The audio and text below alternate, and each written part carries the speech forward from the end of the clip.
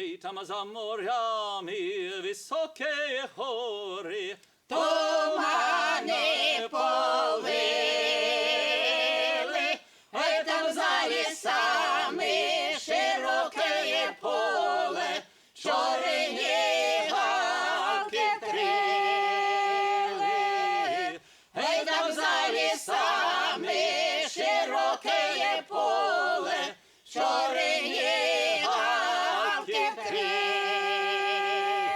ой ви галки, галки відчуварки, Підніміться вгору, ой ви хлопці, хлопці запорожці, верніться ай додому.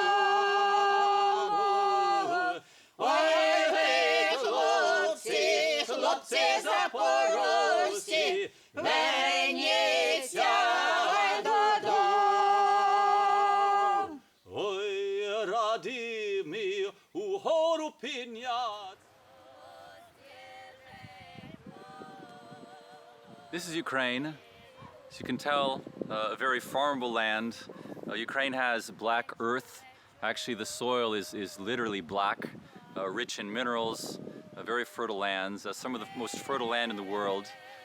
Ukraine has a very interesting situation that over the past 300, 700 years, depending on which part of Ukraine, Ukraine has existed as an ethnicity, but without a physical border. And it's only until recently, in 1991, when Ukraine gained its independence. But even today in 2021, we're still trying very hard to keep that border in place, to protect Ukraine, to protect what Ukraine values is very important, such as freedom, democracy, human rights.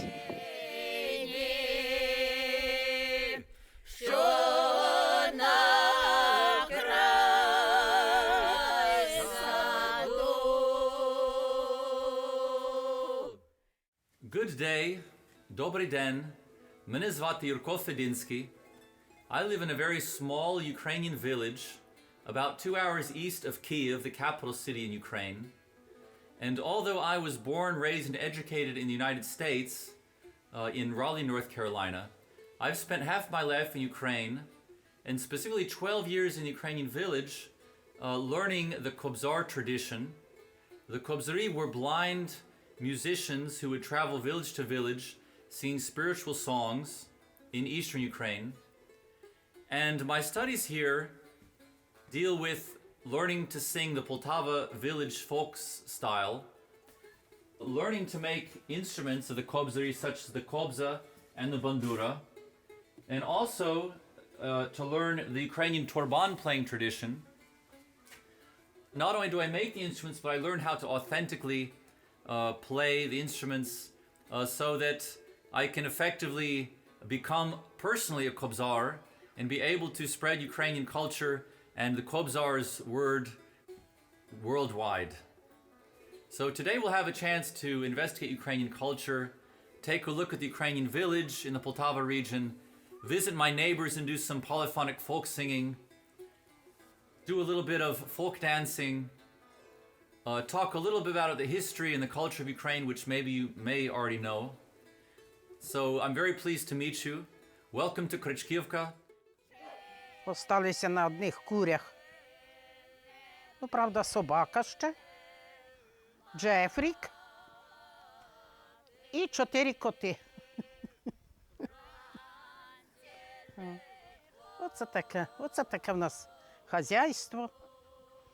Це погріб, де ми хранимо все. Всю закатку, картоплю, яблука сушимо. Диви, який гарний.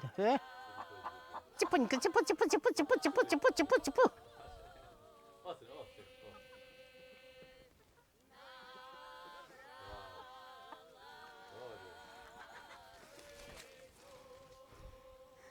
Нате. Трись.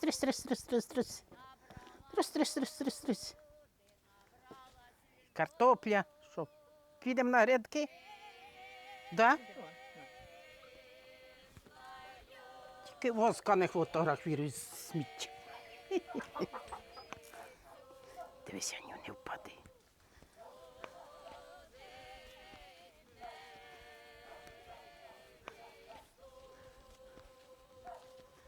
Це квасоля в мене тут.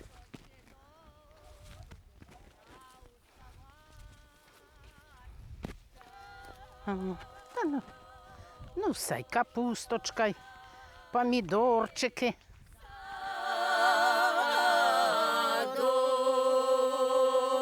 Без долі вродилась, без щастя зросла.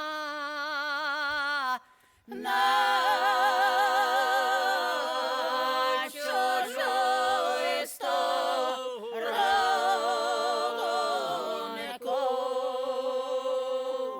горювать пішла.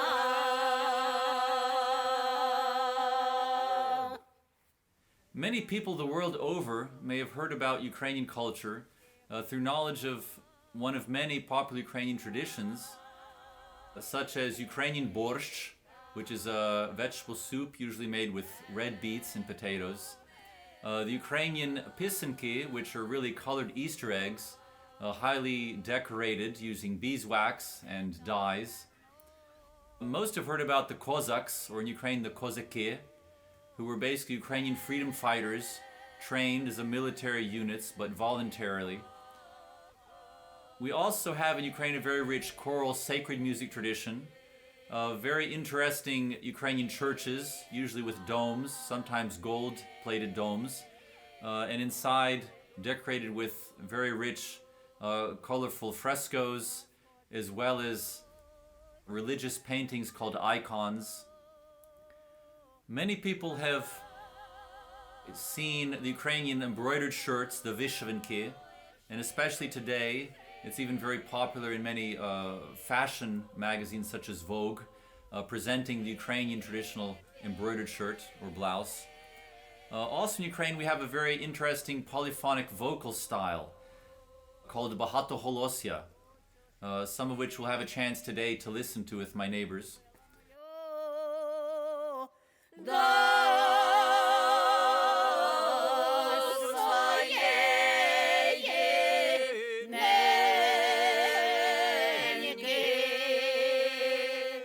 When we talk about Ukrainian history, we usually begin with the first Ukrainian recorded history, that of Kiev Rus. And Kiev Rus was considered by Ukrainians our empire, which was very powerful worldwide about 1,000 years ago. And the ruling class of Kiev and Rus were known as Veliki Knyazi, or the Grand Princes. These Grand Princes eventually became Christians under Volodymyr Veliki, or Volodymyr the Great. And he basically invited priests from Constantinople to baptize Ukraine, and therefore Kiev and Rus became part of the bigger Byzantine Empire world. After Volodymyr the Great, the next notable figure is his son Yaroslav the Wise, Yaroslav Mudry. And today you can see actually one of his churches he built in Kiev, known as Sophia Kiev. The oldest surviving Christian church in the East Slavonic lands, the oldest standing church in Kiev, St. Sophia Cathedral was built 1,000 years ago and named after Hagia Sophia of Constantinople. St. Sophia means God's wisdom. The cathedral has preserved its ancient interiors and the unique collection of mosaics and frescoes of the 11th century. The main masterpiece is the Mother of God Orenta. The 6 meters high figure is made of 2 million tiny colorful pieces of glass, stones and marble. It is called indestructible by Christian believers. People think that as long as Orenta is here, Kiev will be protected. It is a real miracle that all these frescoes and mosaics survived till nowadays, together with 1,000 years old graffitis. People were scratching on the walls their messages to God, and now we can read it like the old book that was never censored. The exterior of the cathedral changed a lot over 10 centuries, and it has a lot of Ukrainian Baroque style additions. In the turn of 18th century, more buildings were added to the cathedral. The most significant is the 76 meters bell tower. It's well worth climbing it and enjoy a bird's eye view of the cathedral and Kiev. Saint Sophia today doesn't belong to any confession. It is a museum and UNESCO World Heritage Site.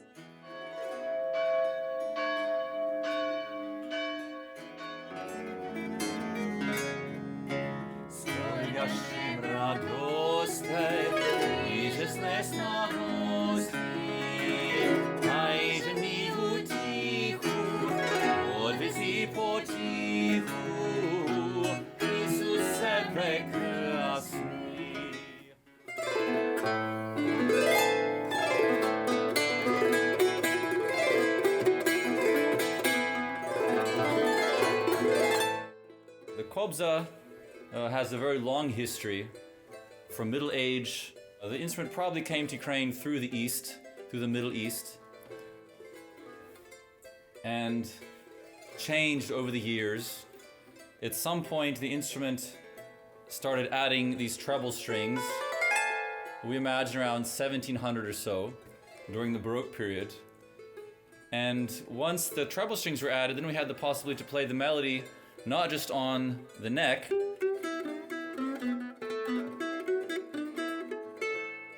but now we could play it on the treble strings, making the instrument very versatile, very interesting, very unique. So this is what we call the Ukrainian Kobza, very unique instrument. So now it's time to carve out the instrument. So we use a very interesting middle-age tool called the Tesla, specifically made, at one point it's kind of like a hammer that you hit, and the other point is that it's like a gouge, right, a chisel. So you hit and carve out the wood at the same time.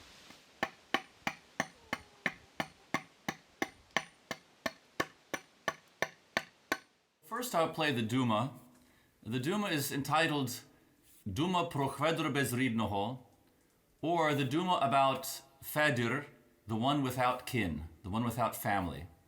And the Duma is a very long, epic tale. The story is about a Cossack, basically the last Cossack who's left alive after a battle. He's thinking about what each dying Cossack should do. Who will fill his shoes when he's gone? So Duma pro Khvedir bez ribnoho.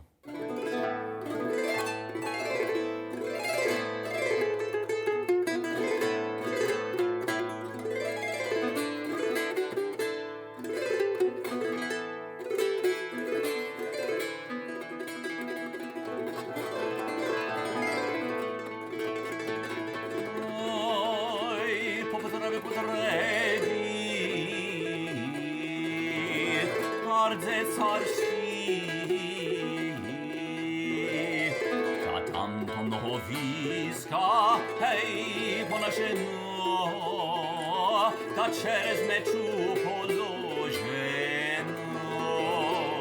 тайне діно тіла козацького,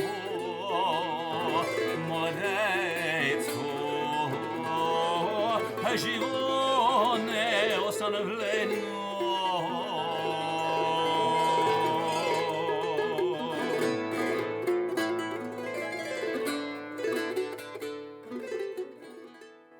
So Khvedir looks around, he sees nobody except his Jura.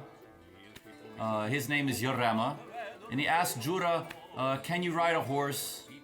And Jura says, I can ride a horse. He gets in the horse and rides here and there. And Khvedir gives him the blessing to become a Cossack.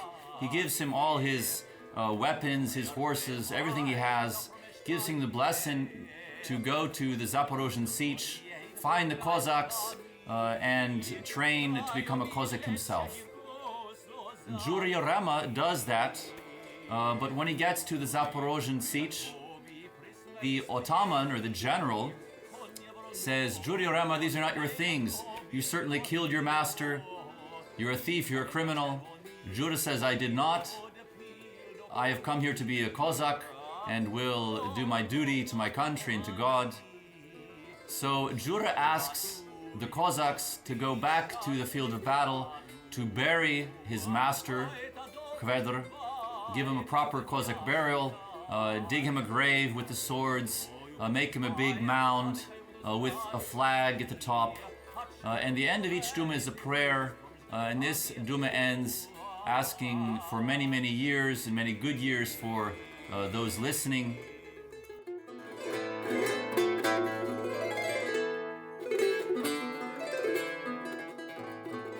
So now we're in the workshop, and we have our body of the instrument, or in Ukrainian we call it a korpus, and the body is very nicely carved out to a very, very thin shell. So once the corpus is done, or the body, we turn to the soundboard. And here the soundboard has almost been completed. On this soundboard, we see a very intricate pattern which we call a rose, or maybe a sound hole. But in Ukrainian, we call it a holosnyak. If you put the soundboard up to your ear and hold it very accurately, the soundboard already gives a very nice resonant sound to it. So we're going to trim the bars. After the bars are trimmed, we're going to put the soundboard into the body and glue it together with some very interesting hide glue. Basically old-time glue made from horse hide, right? The skin of a horse, if you can imagine. But it's very excellent glue in that modern glues are very, very different. The hide glues, once you heat them up, they basically release their stickiness. Very unlike modern glues, which once you glue something together, you can't take it apart again. This instrument is called a bandura. It's similar to a kobza. The difference between the bandura and the kobza is the bandura has many more treble strings. They kept adding and adding to where you wouldn't have to fret on the neck at all, because these strings eventually became bass strings. The instruments, you'll notice, are made out of one solid piece of wood, as we say, monoxyle. This is a very interesting piece of wood, a very curly maple. The soundboard is made of spruce from the Carpathian Mountains. The neck is made of zircot. It's a exotic wood to Ukraine, actually from Belize, South America. Tuning pegs are made of mulberry, a very colorful wood. And this strip of wood in the bottom is ebony, I think from either Madagascar, Africa, or from Sri Lanka. And of course, the last piece of wood is the bridge, which is made out of maple, I think probably a sugar maple from Kiev. So this is the bandura, the instrument of choice for the last generation of Kobzars, and probably one of the last songs any of the Kobzari would have played would have been this next song about a brother going to meet his sister not recognizing him through her tears, the sister telling about how there's nothing to eat, no wood to put in the stove, nothing to feed the children. Oi pidu eluhum.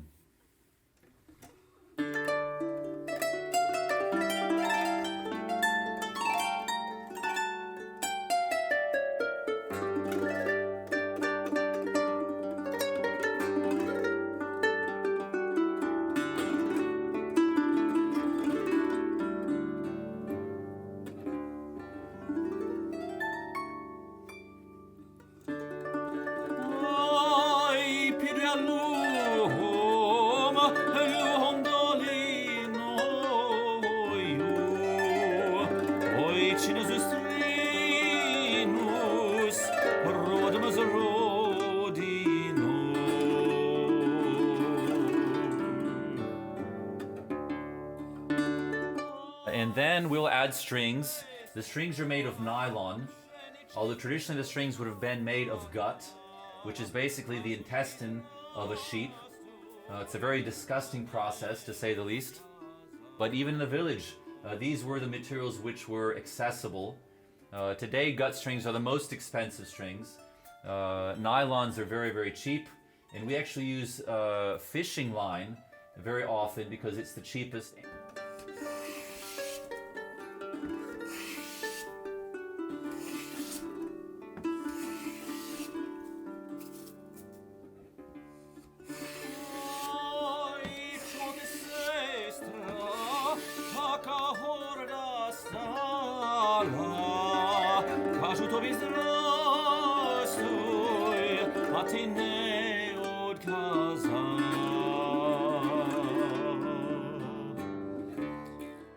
And the third instrument I specialize in playing and making is called the Torban. The Torban is basically Ukrainian Baroque lute. It looks very similar to many instruments you'll find in Western Europe during the Baroque time. The players of the Torban were not Kobzars, they were not blind musicians. They were trained, skilled musicians who would have had to be very wealthy to actually buy an instrument or very lucky. And to actually learn to play the instrument, you'd have to be very skilled, usually trained musicians. And the difference in the Torban, in the Bandura, and the Kobza is the Torban is mainly a fretted instrument. Even though in the Torban we also have treble strings, similar to the Kobza Bandura, treble strings which the Western European lute didn't have. On this Torban, a big difference between the Kobza and Bandura is we have staved construction. We have little pieces of wood. This is not monoxide, this is not one big piece of silver curly maple, but kind of made like a ship or a barrel, that you have staves or ribs which are glued one to the other. Between the staves we have a little piece of a spacer, we call it, to give it some contrast to the wider ribs. So the Ukrainian Torban. We consider the first Torbanist in Ukraine to be not just a musician, not just a poet, but actually a Cossack general, or even more so, the main Cossack, the hetman. Something similar to a president, a democratically elected official. Ivan Mazepa was the last great Cossack leader of the Cossack period, so it's an honor for me to play the Torban, to play Mazepa's poetry, and to share his truth about what really went on 300 years ago at the Battle of Poltava. His poem is called Vsi pokoju shiro praknut. Everybody looks for peace, but not everybody chooses the same path. Some people choose to go to the right, other people choose to go to the left. And all the Cossack brethren become lost in the squabble. Ivan Mazepa, 1705, Ukrainian Torban.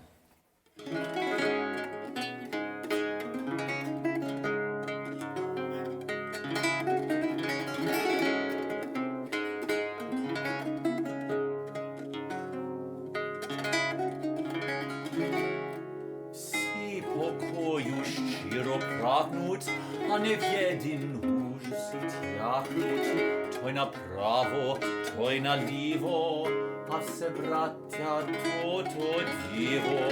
Той направо, той наліво, а все браття то діво. So at this point we're ready to start turning some tuning pegs. And the tuning peg is a very small piece of wood that looks like this. But when we start out, it looks like this, a nice trapezoidal blank. And we'll fix the blank to the lathe.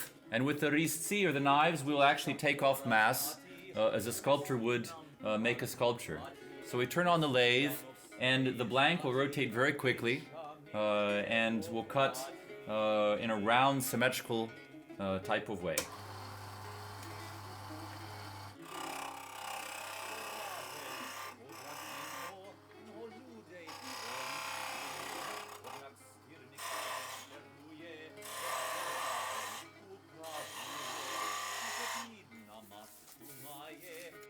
And after all that work, the peg should look something like this. A nice small sculpture, perfectly fitted to where your fingers can very easily turn the sound peg. А за віру почумріте, і воно сей бороніте. Нехай вічна буде слава, вже при шаблі маєм права. Нехай вічна буде слава, вже при шаблі маєм права.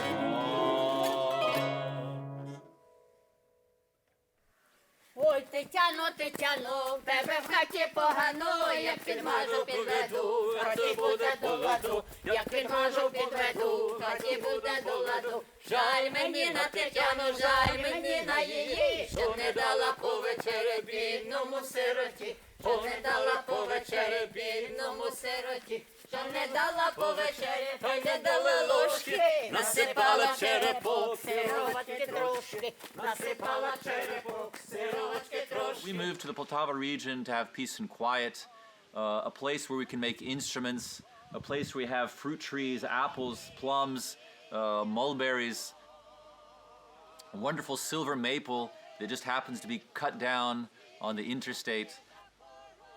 And in such a lovely environment, really a paradise, I have been able to raise a family, to eat healthy, to make houses out of straw and clay and sand. So here in the Poltava region, the conditions are really ideal for this Kobzar revival. Угору підняться,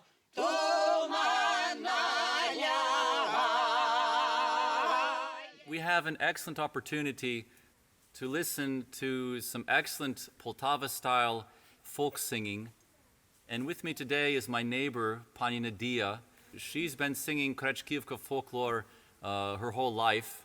And I just wanted to ask her a little bit about village singing here in Krečkivka. Чи може розказати трошки про кречківський спів і традиція? Звичайно. Це спів наших матерів, прабабусь. Скільки нашому селу, стільки цим співам. Особливість крячківської пісні була і до цього часу. Це народна пісня, яка виконується обов'язково в 3 голоси. 3 голоси жіночі, 3 голоси чоловічі. І особливість пісні народної, що це дійсно фольклор. Це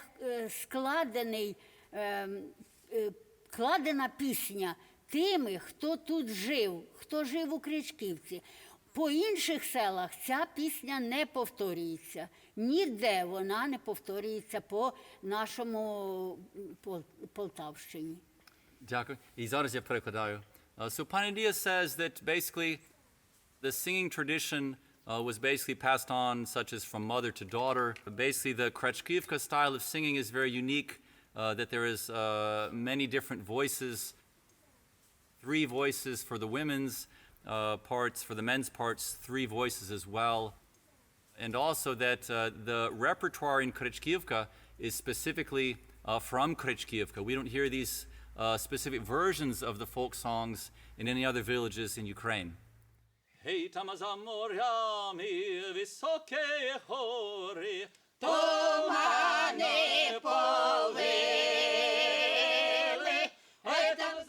For about the past 30 years in Ukraine, the Kobzar tradition is undergoing a revival. I've been at work for the past 20 years in Ukraine, 10 years in the village, but many of my colleagues in Kyiv, in Kharkiv, in Lviv, and really all over Ukraine have now gotten into making instruments, learning to play the instruments, and actually kobzaring around Ukraine. This isn't just music. This is philosophy. This is a sacred tradition, a tradition of education, the populace, and a profession which I very much love and am interested in, and it's a cause which I very much believe in. This is my life's work. Хлопці, хлопці запорожці, верніться додому. ой, раді ми угору підняться, Туман налягає, ой, раді ми додому вернуться, той цар не пускає. Ой, раді ми додому вернуться, той цар не пускає. не так той цар, той цар проклятий, як царева мати, хоче нами козаками, турка звоювати. Хоче нами козаками, турка звоювати.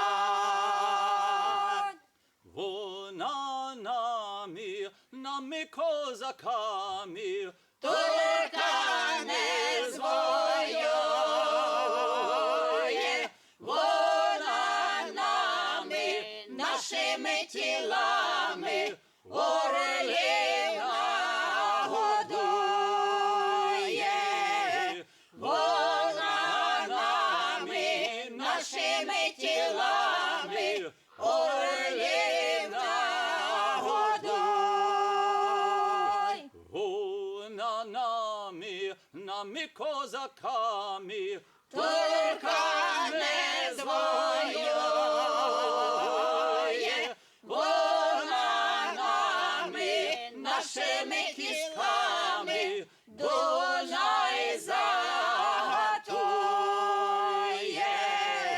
Вона нами, нашими кістками, Дунай загатує. ой ви галки відчубарки, Підніміться вгору,